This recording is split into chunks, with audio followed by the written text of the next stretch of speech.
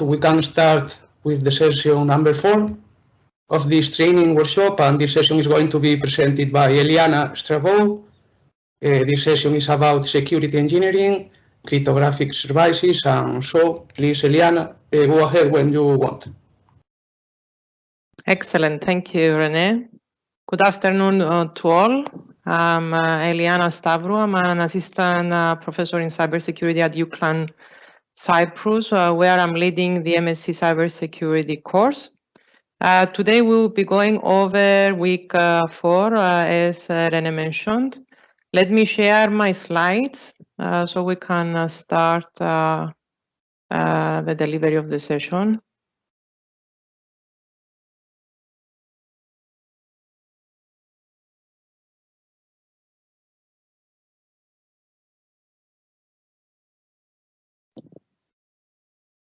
Can you confirm that you can see my first slide? Yes. Yeah. Excellent. Yes. Thank you for confirming. So today the objective is to walk you through the slides of week 4, and I'm going to highlight the topics that you need to pay more attention and what content you have to deliver throughout the lecture. Overall, have in mind that you need to focus on engaging the students by asking them questions so you can initiate discussions and then later on present some of the aspects you will see on this lecture set. And of course, there are some activities we will be discussing later on that are included within the lecture, which you can use to engage further the students. So let me start by saying that in this week, you will be covering 4 topics. You will cover hashing, digital signatures, digital rights management, and cryptanalytic and social engineering attacks. We start with the first section, hashing. You will go through what hashing is. Then you will focus the discussion on the properties that we want to achieve when performing hashing, and then present some examples where we actually use hashing and why it is useful. And moving on, you are going to present some key information of well-known hash functions, and then move on to actually discuss with students how we can apply hashing. In this example, we are using the password verification process to demonstrate to the students the usage of hashing.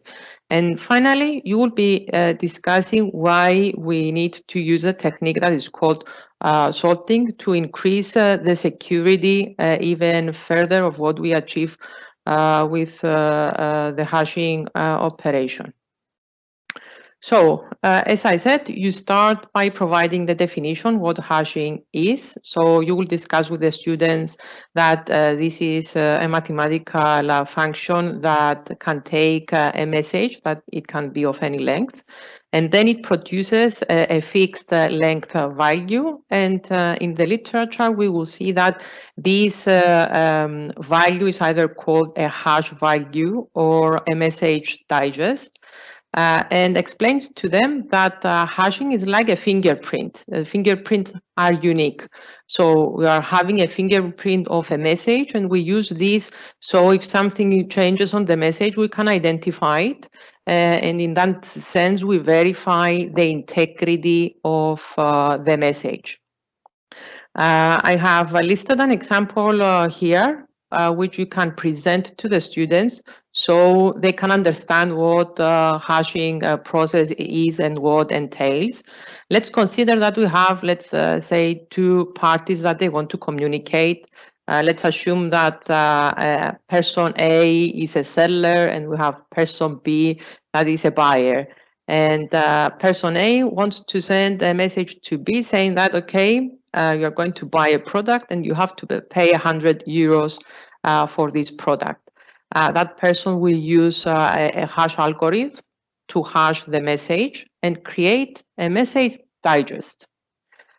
Then he's going to transmit the message and the digest to the buyer. Let's assume that in that case, we've got an attacker in between that modifies the message, and we end up having this message here where he's saying that you have to pay €1,000 for the product. When the buyer, is going to receive the message, he's going to use the same hash algorithm on the message to create the hash value.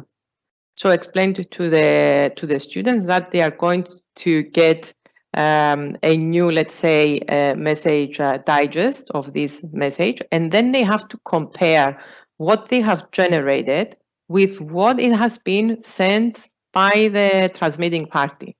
If the two values match, it means that what they have received, it's the original message that the seller has sent. If they don't match, it means that we have an integrity violation. The message, it's not the original one. So he has, for example, to notify that person that the message, it's not the intended one, and he has to resend it.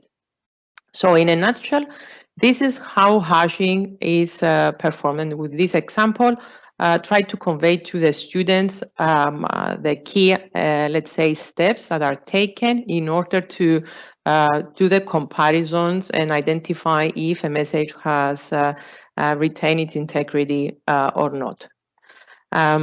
Then moving on, present this example to the students. Here you see different inputs and the relevant digest. This is an example using the secure hash algorithm version 1, and ask the students to compare the input and the digest and make some observations between the variability that might exist from the input and the generated digest. And your target here is to discuss with the students and make observations that even the slightest variation in the input will result in a totally different hash. And you can highlight, for example, the second case and the third. If you notice, there is just a single letter that is different between the input, and highlight that the generated digest is entirely different. So if somebody was trying to analyze the digest and see if they can identify, let's say, patterns of common letters or words, it's not that possible to make such observation. And of course, one of the aspects you will be discussing later on is that from the digest, we cannot infer back the input just by analyzing the digest. And you can go through the other inputs as well to discuss even further these concepts. Then mention to the students the main properties that we want to achieve when we have cryptographic hash functions. Mention that in the ideal case, this has to be deterministic, which means that the same message will always result in the same hash. Otherwise, it would be the purpose of having this scheme to identify the integrity of a message. It is one way, which means that you can generate a hash given a message, but you cannot revert the process and from a hash go back to the original message. Also, it needs to maintain and what we say collision resistance, which means that we should not find two different messages that when we hash them result to the same message digest. If that happens, it's a vulnerability, because in that case, it means that someone can replace the original message to a message that will result to the same hash, and explain to the students that if we have such a case, it means that the person that is verifying the integrity will not be able to identify that there is an integrity violation if a different message leads to the same hash. And the last property we want the ideal cryptographic hash function to maintain is that when we amend a message, even the slightest change, it should change the hash value to a great extent. So nobody can actually correlate the input and the output, as you have explained in the previous slide with the different inputs and outputs. Now, in this slide, you are supposed to discuss examples where you can utilize hashing. You can hide the examples here, and you can ask questions to the students to consider where we can actually use hashing. And depending on the discussion, you can elaborate further and then present here the examples shown on the slides.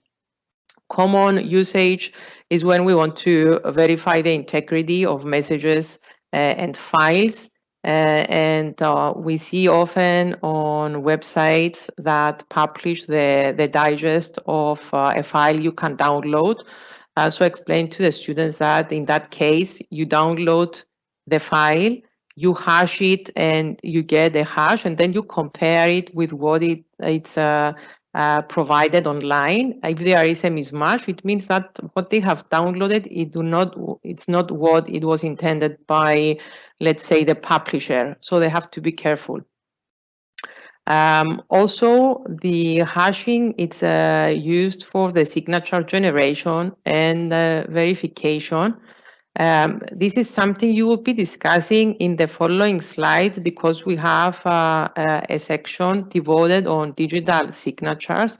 So you can just mention it and explain to the students that you are going to elaborate further information on this example later on. And another good example is when we want to verify the passwords and we utilize cryptographic hashes to do so and identify if the password that the user has provided is the appropriate one or not. And again, we have an elaborated example to go through the process and provide more details. Next topic to discuss concerns well-known hash functions. Now, the target here is not to get into details about the mathematical models behind the hash functions, but consider these rather an introduction for them to identify functions. So if they hear about MD5, RIPE-MD, they should acknowledge and identify that we are talking about hash functions. The important thing here is to highlight that we have different hash functions that result to specific lengths of a digest. For example, MD5 produces a digest of 128 bits. Also, it's known that it's vulnerable to collisions, what you have explained before, that hash functions need to be collision resistant, and this is not the case with MD5. Then we have RIPE-MD, which results to digest of 160 bits. You can explain them that this is a family of hash functions. This is a well-known function that results to the listed length of the digest. And you can explain them that it's typical to have the name of a hash functions and then indicating the length of the digest that it is generated. And you can indicate this further with the secure hash algorithms, which it is another family of hash functions. And you can explain to them that there are different versions, SH0 up to 3, and that these are published by the National Institute of Standards and Technology. And there are some details to go over each hash function. For example, the first version of the hash function was withdrawn shortly after publication due to vulnerabilities that have been identified. Then we moved on to version 1. Again, some cryptographic weaknesses have been discovered with this version. And then we moved on to version 2 and 3 that they are considered more secure, and let them know that these functions consist of different hash algorithms that result in different lengths of the digest, and these are listed here. Same approach goes with secure hash algorithm version 3, where we see that we have different output sizes, and this is the latest, which was released in 2015. As I said, this is intended to provide them some quick information on some well-known hash functions, rather than going into the details of the mathematical models behind this. And then let's move on to see how hashing will work to verify passwords. Discuss with them the usage of passwords, that we use them to get authenticated and have access to a system. And that ideally we want passwords to be stored on a system in a form that cannot be easily, it's not readable. So they are stored in a coded form, and we use hashing to do the encoding. Also, these are called one-way cipher due to the one-way operation that is performed. So in essence, here we provide the password, we hash the password, we get the digest or the hashed password, as we usually say, and then this hashed value is stored on the system. So in subsequent logins, we can actually verify whether the password provided by the user is correct or not.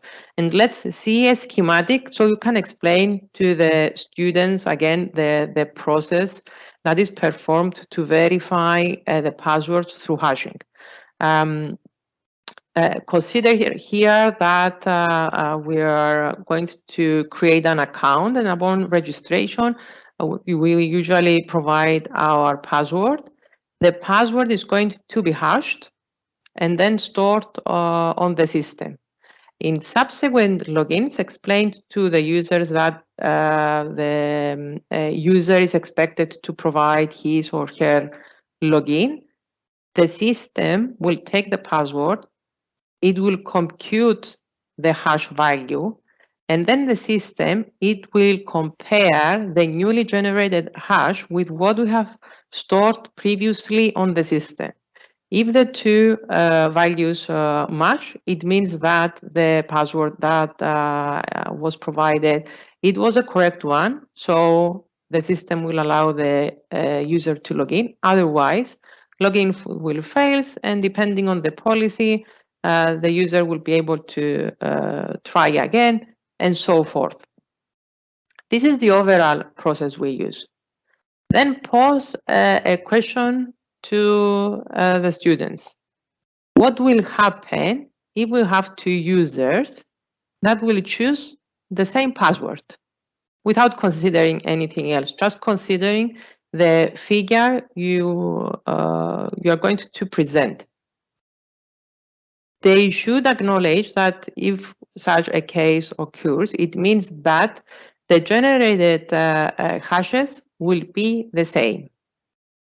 So that can be an issue, and in order to increase the security of the passwords, we use what we call the sort, which is a random generated number, which we add on the password before applying the hash algorithm. So in essence, when somebody provides a password by adding another number to it, it's like we are creating another unique password. And then at the end, the output of the hash algorithm will not be the same as another password that it was provided by another user, and it's the same, because at that case as well, we will adding another salt and creating another unique password. But in order to be able to verify later on that the passwords are correct, we need to store the salt alongside the hashed password. And in the next slide, we will see how the process is amended to achieve this. And it's important to discuss with students that in order to have this increased level of security, the salts should not be reused.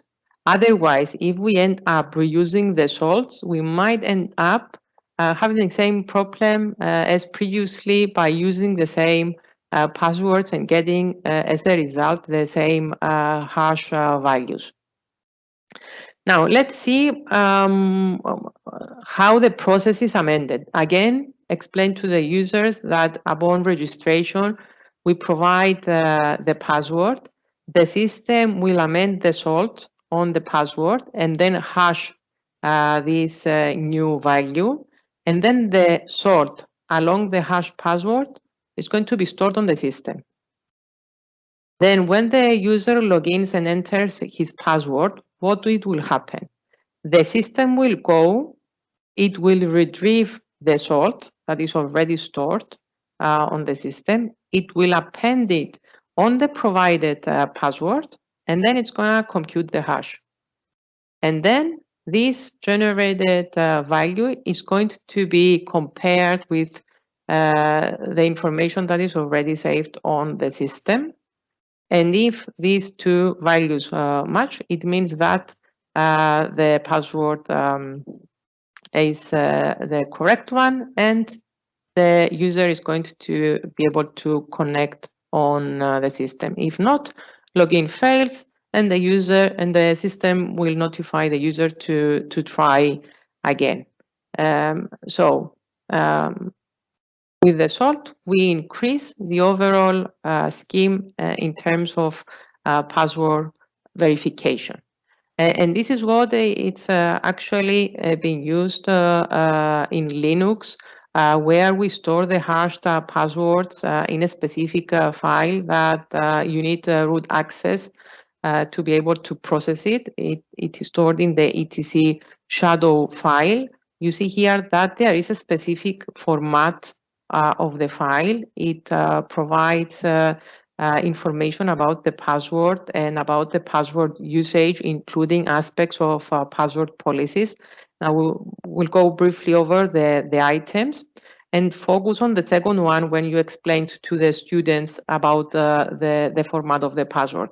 So as you see, the first field relates to the username, and then the password has a specific format. The first dollar indicates the ID of the algorithm that it's been utilized, the hashing algorithm. For example, here number 1 stands for MD5. Then the second dollar sign indicates the salt. You see here that part. And then the last part, it's actually the hashed value. So when the system is going to go and verify if admin, for example, is providing the appropriate password, it's going to retrieve the salt here. It's going to append it on the password that the admin is providing. And then based on the generated hash value, it's going to compare it with this one. And if both values match, then he will be granted access to the system. Now, as I mentioned, the rest fields relate to how the password is utilized. For example, the third field indicates when the password was last changed. The fourth field, it's about the number of days the user is allowed to change his password. The next field relates to the maximum number of days the password is valid. Also relevant information is provided regarding the number of days a warning is going to be issued to the user to indicate that he or she has to change their password. And there are another two fields that indicate the number of days after the password expires that the account is disabled, or when the account actually gets disabled. Here you don't see any information. In that case, it means that the values are not set. And of course, all these are mapped to the password policy that are password policies that are enforced by an organization. But the important thing here is to focus on this part and explain to the students how this relates to the diagram that you are going to explain before this slide. Now, let's move on to the next section. Here you will be covering digital signatures. You will start with an introduction, then move on to present the asymmetric encryption process. We are going to discuss about the security properties we achieve by using digital signatures, then discuss some typical cases where we need them. And finally, you are going to present the signing and verification process and some information about digitally signed certificates.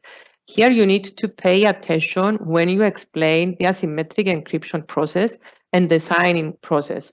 Often students find it difficult to understand which cryptographic keys are utilized for each case. So here there is a specific activity at the end of the section to go over the information that is relevant to the encryption and the signing process, so you can evaluate whether the students understood the concepts or whether you should spend a few more minutes discussing the specific aspects of this section.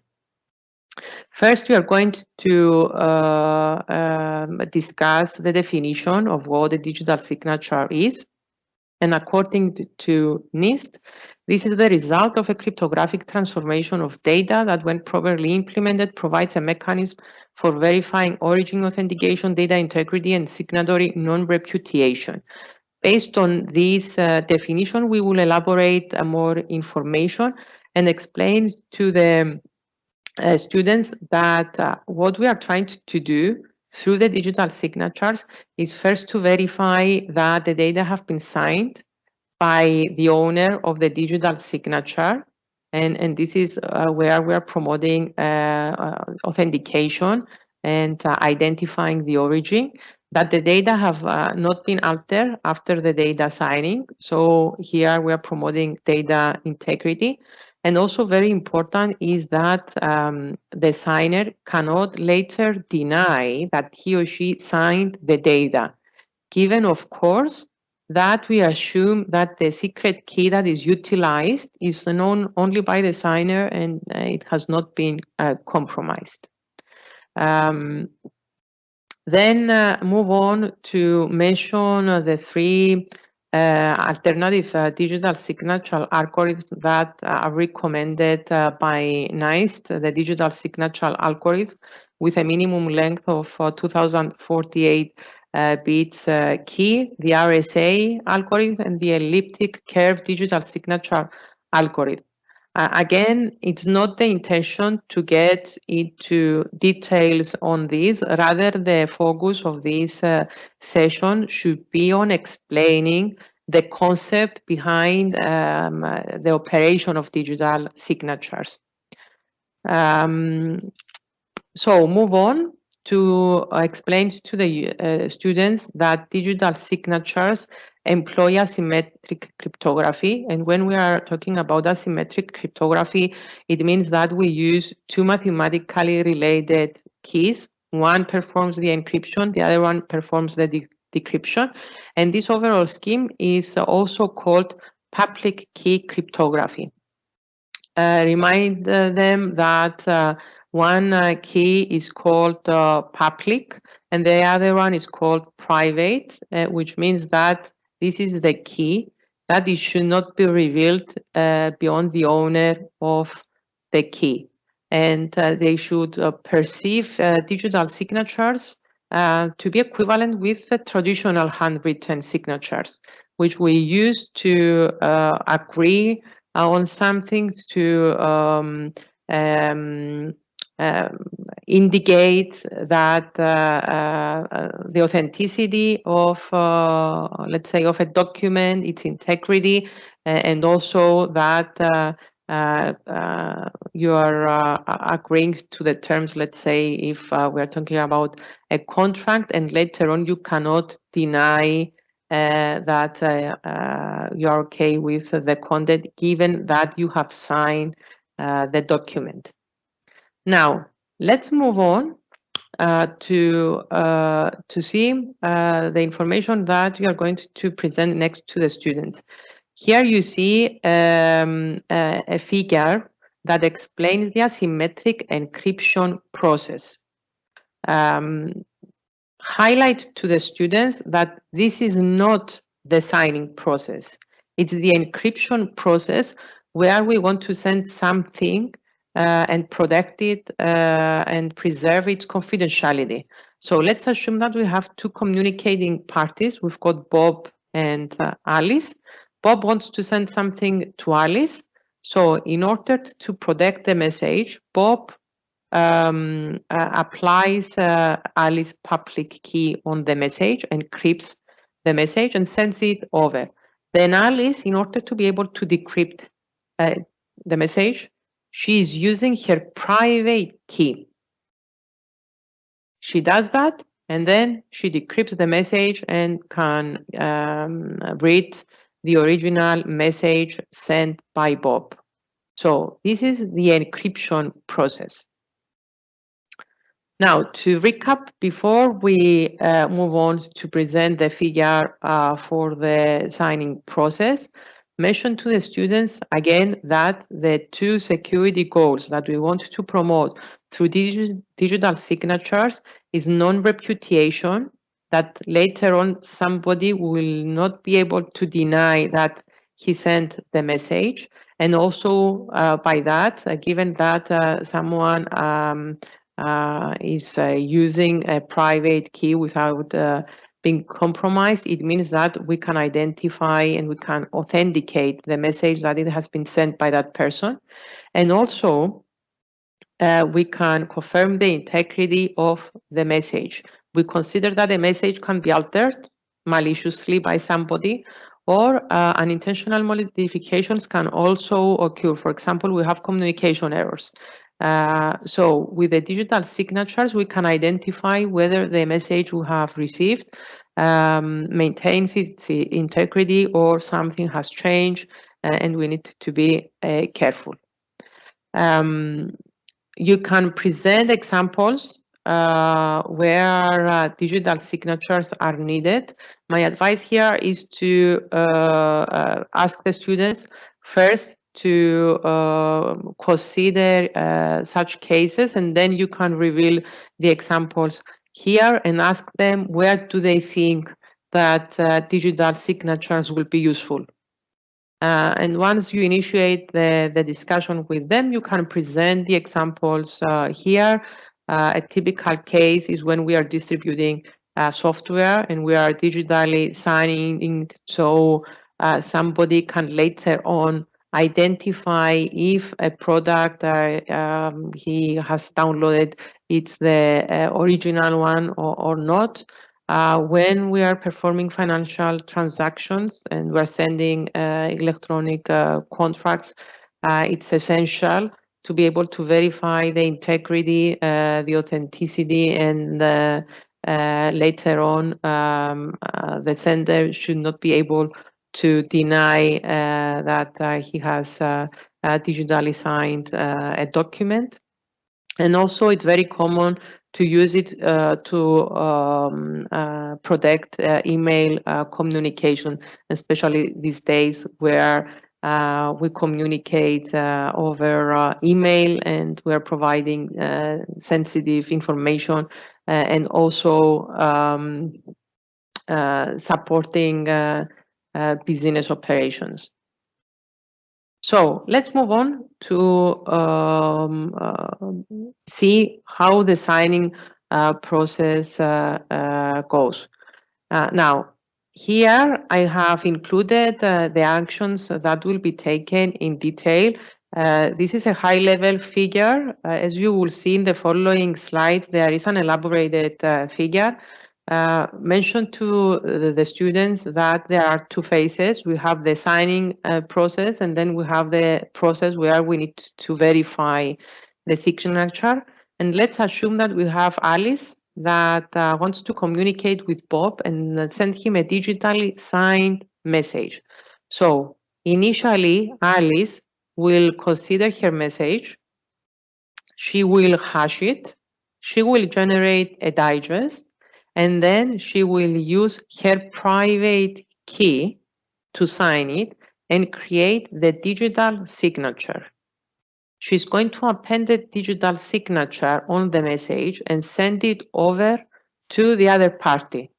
Now, again, highlight to the students that this is the signing process. It's different from what you have been doing before and encrypting a message and trying to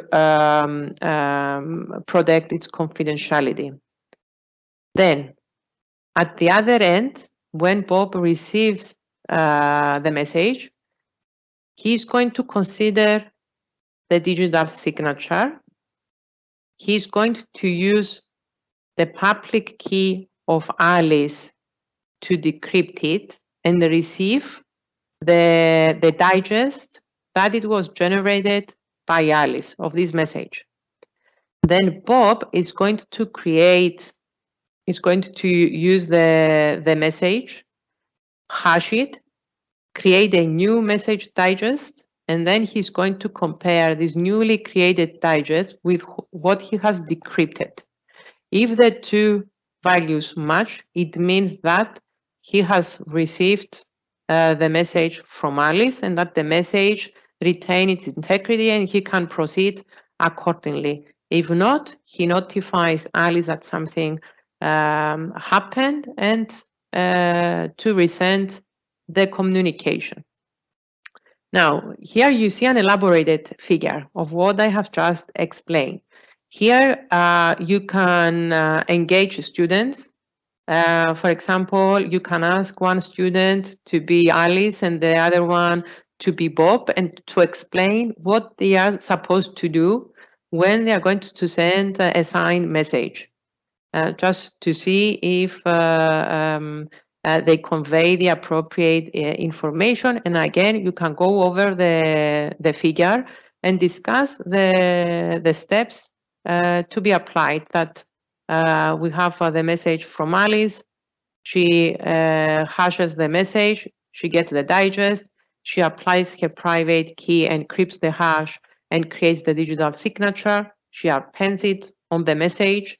And then at the other side, Bob will decrypt it with Alice's public key, get the digest, then consider the message, apply the hashing function, get another message digest, and then compare the two values. Now, we have been discussing about using public keys. We need an easy way to distribute public keys, and this is done through digital certificates. Explain to the students that a digital certificate is an electronic document that includes information like the public key and other PKI-related information about the algorithms that are utilized, about the key owner, and so forth. A typical case is when we want to protect the communication between clients and servers and encrypting the channel, and we will see more details in the next slide. And also mention that X.509 is a well-known format to store digital certificates, and we can see here on the slide the structure of the certificate. You can go through the content here that includes the serial number, the issuer, the signature algorithm, the validity period of the certificate, and also it includes the certificate signature. And this is the digital signature of the entity that has verified that the certificate content is correct. It's the one that has issued the certificate. Now, this screenshot is depends on the operating system you are, and you may have different variations of this. So don't be surprised if somebody reverts and say that they have seen something different. It depends on the browser and how it is implemented. Here it's an example where we can get more information about the certificates. Explain to the students that when we go online and we see a padlock icon on the web, it means that there is a certificate associated with the site, which means that they implement an extra layer of encryption. For example, this is the certificate from Amazon. If you have time during the lecture, ask the students to navigate to a couple of sites that implement encryption. And you see here that the site operates over HTTPS, and explain to the students that this means that we have digital certificates in place. And ask them to navigate and read information about the certificate. You can ask them, for example, to go in the details tab and identify the thumbprint field. Also, in some other occasions, depending on the web browser you use, you may find it as a fingerprint, which is the hash value. And overall, you can navigate and go through the different fields just for them to understand what information is included here. Another aspect to highlight with regards to this is the certification path. You can ask them to navigate to the certification path, or you can show this figure here and explain them that we have a chain here from the root certification authority that issues certificates up to the point where we have the end entity, and that this relates to the site that we have just visited. Now, through this certification path, the systems transparently verify whether each certificate on the path maintains its integrity, or if there is an issue with a digital signature, for example. And they are doing so by retrieving the public key of the authority that signed the certificate, and then they are decrypting the digital signature that is attached on the certificate. They are also on the side generating the hash, and then they compare the two values. If they match, it means that the certificate is okay and they can use it without any issue. This happens across the entire certification path, and if everything is okay, you see that the certificate status is okay, which means that go ahead and you can utilize it without any issue. If something happens and you get an indication that that's not valid, it means that there is an issue and somebody should be cautious using, for example, a website that has a compromised digital certificate. And with that, you can conclude this section by delivering this small activity. Here we see a number of actions, and the students have to go through this and decide whose key to use and which key to use, either the public or the private version. And of course, provide an explanation. Now, here, depending on the audience you have and the time you have to spend on this, you can do two things. Either you can create different groups and ask the student to spend some time and work on it as a group and then decide whose key to use, or it can be an individual activity. They work on their own and then you revert to discuss with all the results. You can pick the students to provide their answers. You can compare with what the other students think about the answer, if they agree or not.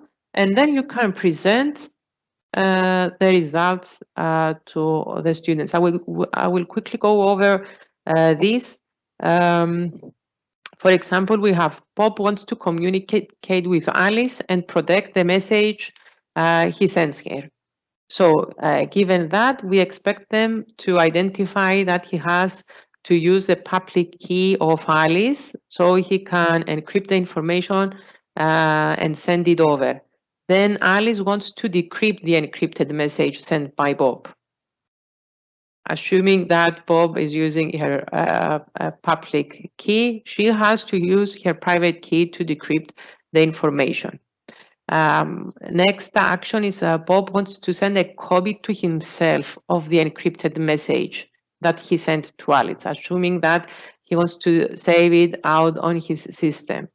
Then he has to use his public key to encrypt, and at a later stage, he has to decrypt it with his private key.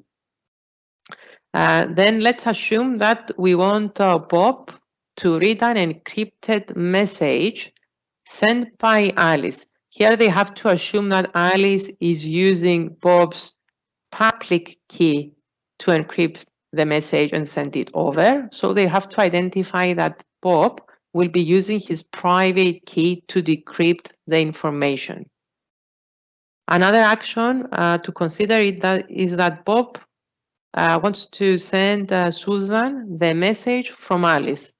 And whose key is he going to use? Susan's, and using the public key.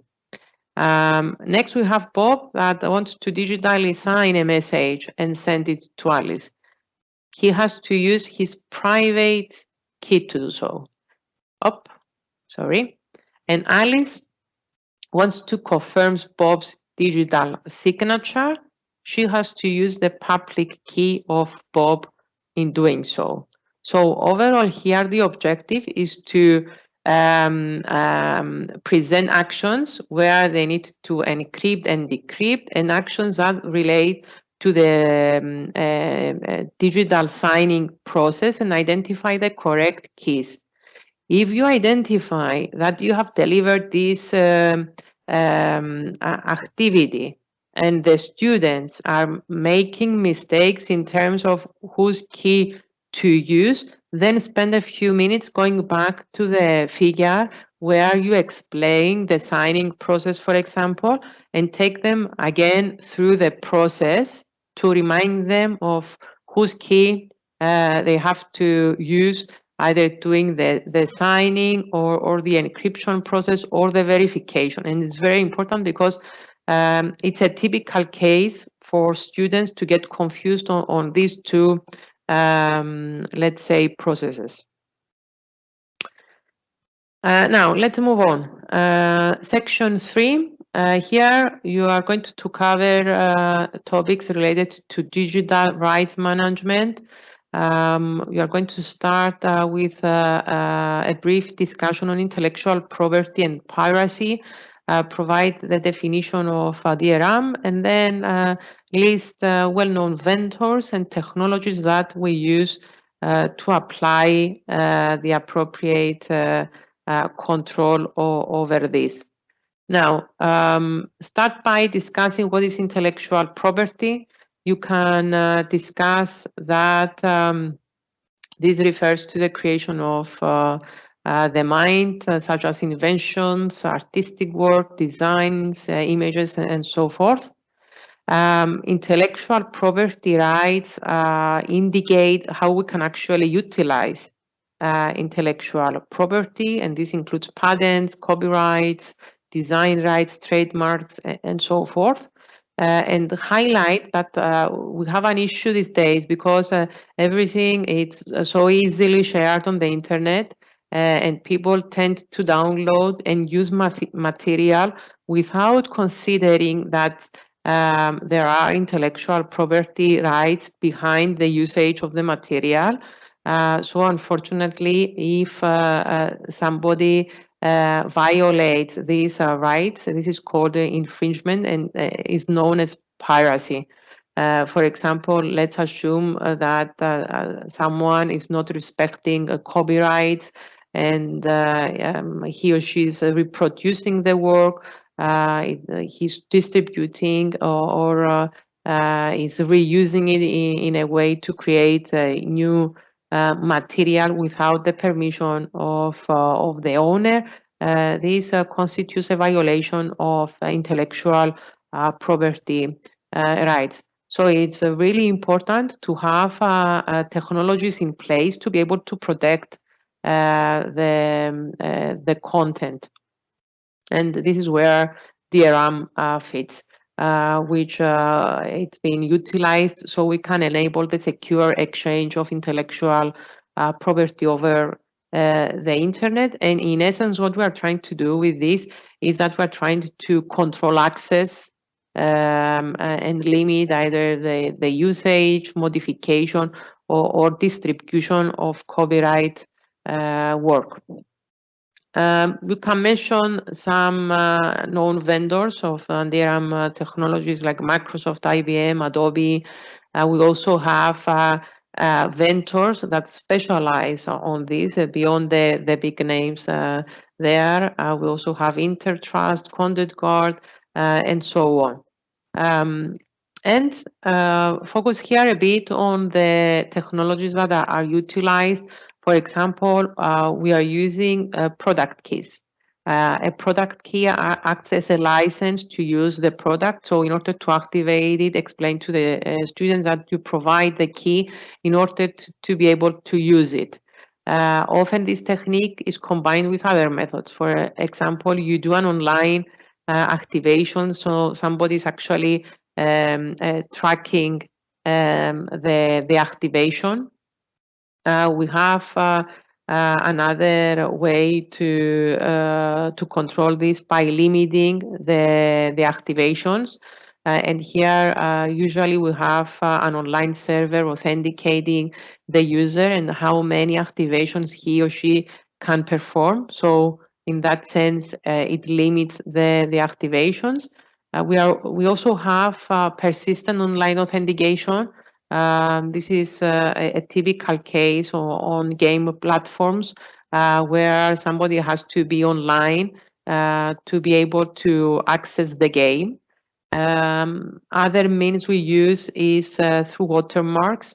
A digital watermark is embedded within the content. For example, it indicates who has purchased a document. So in essence, if you distribute it and it has your name, but it reaches someone that doesn't have a license, then you are in trouble because you're not supposed to provide it beyond your own purposes. Another case is when this information is included in metadata, and this relates to, again, to relevant information like the purchaser's name, email address, creation of the data, and so forth. Encryption is another technology that is being utilized. Content is encrypted, and somebody needs the decryption key to have access to the content. Also, copying restriction. For example, we have these ebook DRM schemes where you you can download a book you have purchased, but beyond the software, you cannot actually distribute it, and it cannot be usable beyond that environment. So these are typical cases that we enforce control over copyright aspects and controlling the access to content we want to protect. Finally, we are going to cover cryptanalytic and social engineering attacks. We will start with an introduction, and then you move forward to discuss key aspects of cryptanalytic attacks and then social engineering attacks. Start by explaining to the students what we consider as cryptanalysis, and explain to them that someone with a malicious objective is actually analyzing the encrypted messages and tries to break the cipher in an effort to get the clear text message. And here we have two levels, let's say, of the attack. One is that an attacker will try to identify if the cryptographic algorithms have a weakness in their implementation, so he can actually take advantage of this and see how he can decrypt the information. And the other attack is on the actual encrypted messages that tries to analyze in an effort to see if from the analysis he can convey back to the unencrypted data. There are different cryptanalytic attacks that can be implemented, and these depend on the amount of information that is available to the attacker, and we are going to walk through with the students and present them these cryptanalytic attacks. Again, the effort here is to introduce them into these attacks and be aware that they exist. Beyond that, we will not be covering more details. So let's start. First, we are going to present the ciphertext only attack. You can mention that this is the most common type of attack, and here the attacker obtains several encrypted messages, and he's trying to identify repeating patterns like words that occur frequently, the, or, and so on.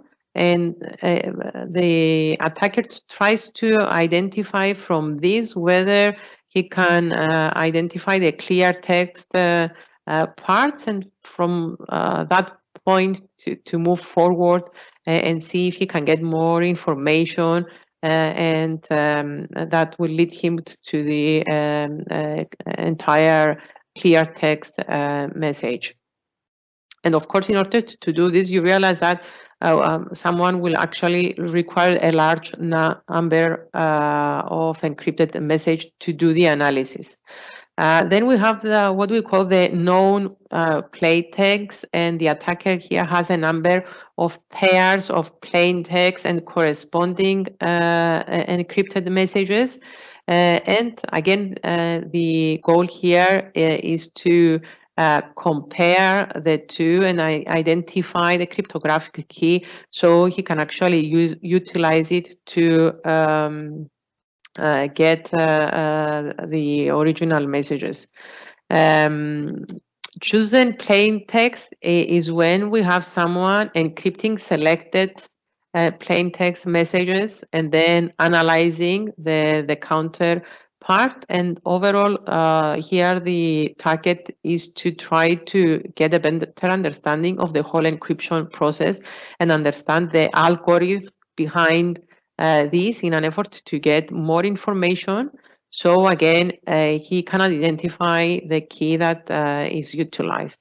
And the chosen ciphertext is something similar. He chooses specific encrypted messages to try to decrypt, and then again trying to analyze the process and identify relevant cryptographic information regarding the key in an effort to be able to encrypt and decrypt information without an issue.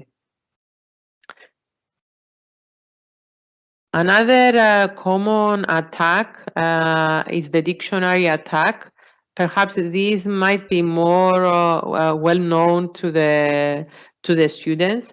Explain to the students what this is about, and that this relates to the habit we have to use simple passwords. You can even spend a few minutes discussing with them the common passwords that are typically utilized, or you can even search online to find such examples, and explain them that the objective here is to create a dictionary, a list of potential passwords, and what the attacker will do, given that he has obtained, let's say, the hashed passwords that are stored on the system, is to use a dictionary and create another list of hashed passwords, and then compare what he has obtained from the system and what he has generated. And if there is a match between these, then it means that he has identified the dictionary. And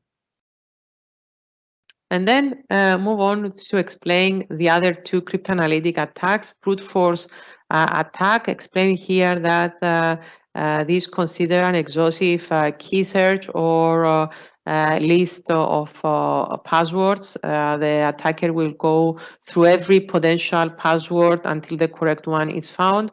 And of course, this is a time-consuming process.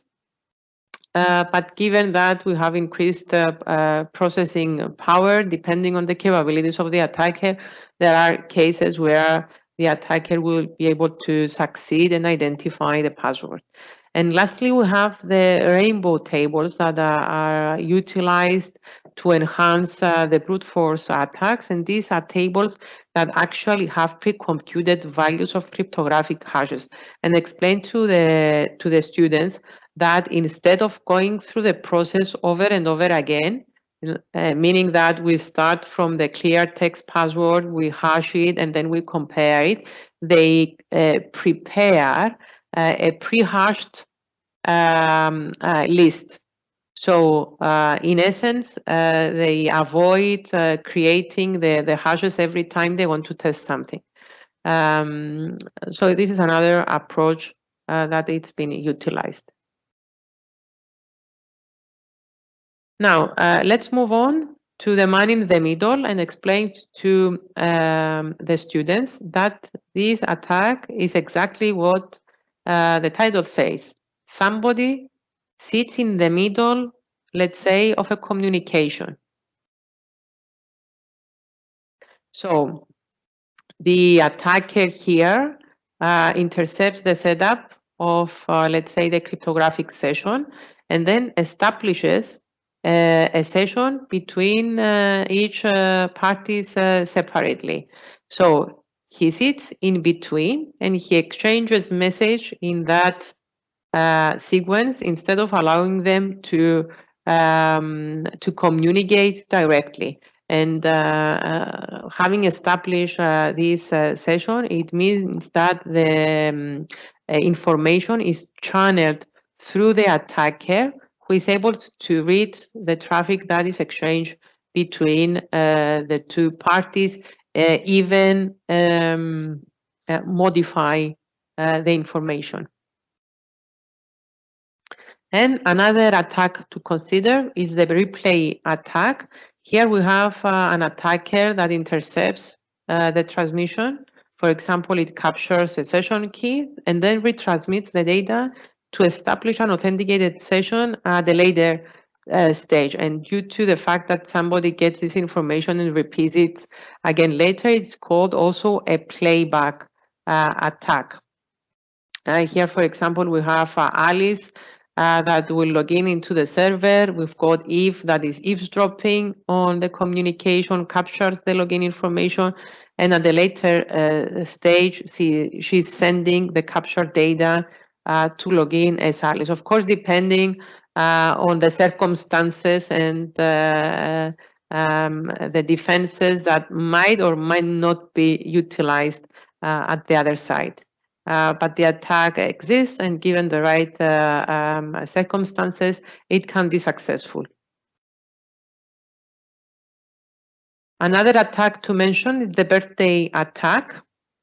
This is based on the birthday paradox, where we are considering a group of 23 people, and that there is at least 50% probability that we have at least two people sharing the same birthday. And based on this concept, the attacker tries to identify two messages that will result to the same hash value, and this is what I have explained before as the collision attack and the need to be collision resistance. And again, explain and highlight to the students that it's very important for a hashing algorithm to be collision resistance. Otherwise, somebody can replace a message with another one that it will generate the same hash value. So effectively, we will not be able to identify that the message we have received, it's not the intended one. And for example, in that case, the attacker will be able to convey falsified information or information to promote his malicious objectives. And moving on to social engineering attacks, it's the most common attack vector these days, especially with the pandemic. Before you present information here, given that there are a lot of, let's say, examples out there regarding social engineering attacks related to the pandemic, you can initiate a discussion with the students and ask them if they are aware about social engineering, what this is about, and if they know examples of social engineering, and then revert and explain them that in this case we have someone that tries to manipulate people through different means to reveal sensitive information, and their overall let's say mentality here is to avoid using complicated tools and technologies, but rather go and try to deceive them, and for example by asking them and receiving their password. We have seen a lot of examples these days, which you can discuss with the students. And unfortunately, to mention that ignorance and lack of information is a driving factor for the attack to succeed. And following from the previous slide, again, you can extend the discussion, asking the students if they know the methods that somebody is using to engage victims. For example, face-to-face communication over the phone, using digital means. If they focus on digital means, highlight that these days attackers are also implementing social engineering by using the phone and face-to-face, not only through digital means, and also ask them about common examples and different forms of social engineering. The most well-known is phishing, where we have someone using malicious link in an email, but certainly we have seen a rise in other forms of social engineering, and move on to explain to the students the other forms like phishing, someone calling people and asking for information, smishing, delivering an attack over SMS. So instead of sending an email with a malicious link, they send an SMS. Shorter surfing is in the context of social engineering attacks, where, let's say, someone visits a public space and observes someone entering his password to enter a system, waterfalling, when the attacker compromises a website and uploads a malware. So later on, someone that is going to visit that site can download the file and get infected. And dumpster diving, again, another form of social engineering where the attackers collect sensitive information found in the trash. And here you can extend the discussion by asking the students what kind of information do they consider that somebody might find in the trash that might be useful. And there you can mention different examples from post-its with passwords on it, bills that have information, financial statements, manuals that can indicate what kind of operating systems and other technologies they are using in their company and so forth. And lastly, a recap on the countermeasures that we should consider in the context of what we have been discussing in this lecture, using encryption to protect the message, avoid eavesdropping and promote confidentiality, use a session ID to avoid replay attacks. So there is a unique session ID. So following replay messages will not be taken into consideration. Very important to educate and train users on best practices, create stronger passwords, identify phishing attacks, especially these days with all these phishing campaigns that are out there. Use multi-factor authentication. So we provide more than one means to authenticate people. If something fails, at least we have a second layer of protection. Include salt in passwords to increase the security, and of course use digital certificates where we can apply and we can sign documents and protect the communication. And with that, we have reached the end. Here you have the summary and the key points for the students to take with them, that hashing is useful to verify the integrity of a message. We use the digital signatures to verify the integrity and origin of a message.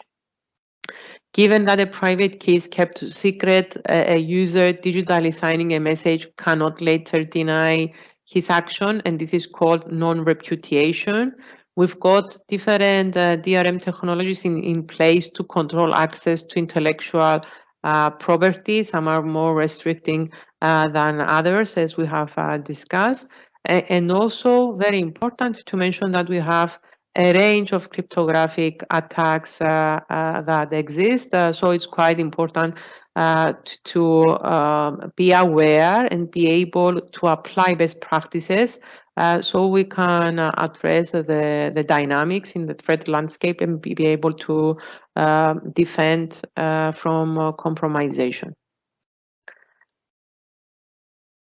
Now, coming to an end, just to mention that there are two main books that are considered for this lecture. I'm indicating this and the relevant chapters, and also a variety of links, mostly from Wikipedia, are utilized because they have more information in case the students want to go beyond what it's been included here or in the lecture notes.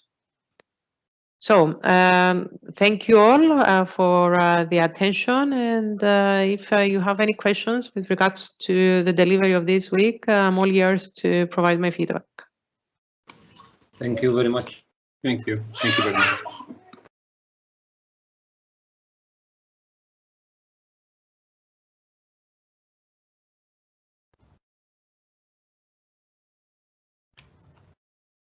Thank you all. I don't see any questions. So Renee, over to you.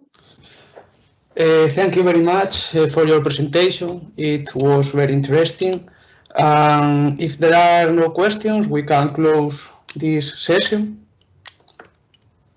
Session 5 will take place tomorrow at 10 Jordan time. Rene, just to mention that I did a minor update of the slides and I will be uploading on the repository. Yes, if you can, send me by email and I upload in the repository. Excellent. As soon as we close, I will send you the updated version. Okay, thank you very much, Eliana. Well, thank you all for your attention. Hope for a good afternoon to everybody. Thank you very much. Okay, thank you so much. Thank you. Good afternoon. Thank you, everybody. Thank you. Bye.